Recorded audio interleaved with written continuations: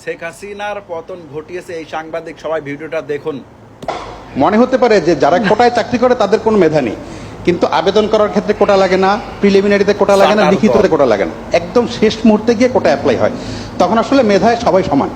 এখন আমার সামনে যদি দুইটা অপশন থাকে যে দুইজনই সমান মেধাবী, একজন মুক্তিযুদ্ধের সন্তান, একজন রাজাকারের সন্তান, আমি অবশ্যই মুক্তিযুদ্ধের সন্তানকে চাকরি দিতে চাই। অবশ্যই। জি, সেটা একটা।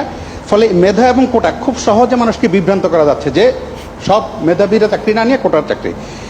আপনাকে খুবই ধন্যবাদ যে আপনারা গত 10-12 দিন ধরে আন্দোলন হচ্ছে, আপনারা অসীম ধৈর্যের সাথে আন্দোলন মোকাবেলা করছেন, এবং যারা আন্দোলন করছে আমি তারা সংক্ষুব্ধ, চাকরি না পেয়ে বঞ্চিত, তাদের ক্ষোভের সাথে আমার খুবই একমত। তাদেরকে পিছনে কি অন্য কেউ ইন্ধন জুগিয়ে ভুল বুঝিয়ে বিভ্রান্ত করে মুক্তিযুদ্ধের মুখোমুখি করার জন্য করছে কিনা, আপনার কাছে আবেদন থাকবে যে আপনারা যেই ধৈর্য দেখিয়ে যাচ্ছেন সেটা দেখিয়ে তাদের সাথে যদি কোনোভাবে তাদেরকে বুঝিয়ে শুনিয়ে, আগামী 7ই আগস্ট পর্যন্ত কিছু করার নেই, কারণ সেদিন আপিল বিভাগে শুনানি হবে, তারপর আপিল বিভাগের রায়ের পরে হয়তো নির্বাহী বিভাগ কী করবে না করবে, ততদিন অন্তত তারা যাতে বুঝতে পারে, সেটা আপনি যদি অনেক সংবেদনশীলতার সাথে যদি বিষয়টা বিবেচনা করেন তাহলে ভালো হয়।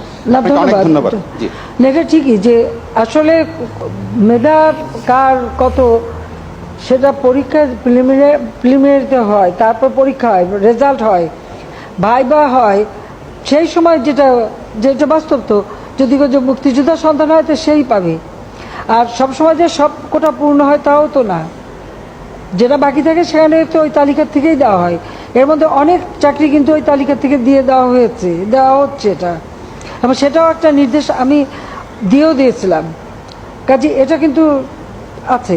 কিন্তু সেখানে অবশ্যই মুক্তিযুদ্ধ অগ্রাধিকার পাবে, এটা তো দিতেই হবে। এখন এই যে মেধা আর কোটা নিয়ে, তো কোটা আর মেধা তো এক জিনিস না, তো এইখানে দ্বন্দ্বটা সৃষ্টি করে, এটা একটা ট্যাকটিস। তার মানে কি মুক্তিযোদ্ধার সন্তান নাতিপুতিরা কেউ মেধাবী না, যত রাজাকারের বাচ্চারা নাতিপুতি হলো মেধাবী, তাই না? এই সমস্ত চাটা সাংবাদিকের কারণে কিন্তু শেখ হাসিনার পতন ঘটে যায়। ওই দিনই পতন ঘটে যায়, যখন এই ভিডিওটা পাবলিশ করা হয় তখনই পতন ঘটে যায়। প্রত্যেক ছাত্রছাত্রী রাস্তায় নেমে আসে, গণবিস্ফোরণ ঘটে, তারা বলে তুমি কে, আমি কে, রাজাকার রাজাকার। হ্যাঁ, এই সাংবাদিকের কারণে, এই চাটার দলের কারণে আর শেখ হাসিনার পতন ঘটে যায়। তো ভিডিওটি ভালো লাগলে অবশ্যই শেয়ার করে দেবেন।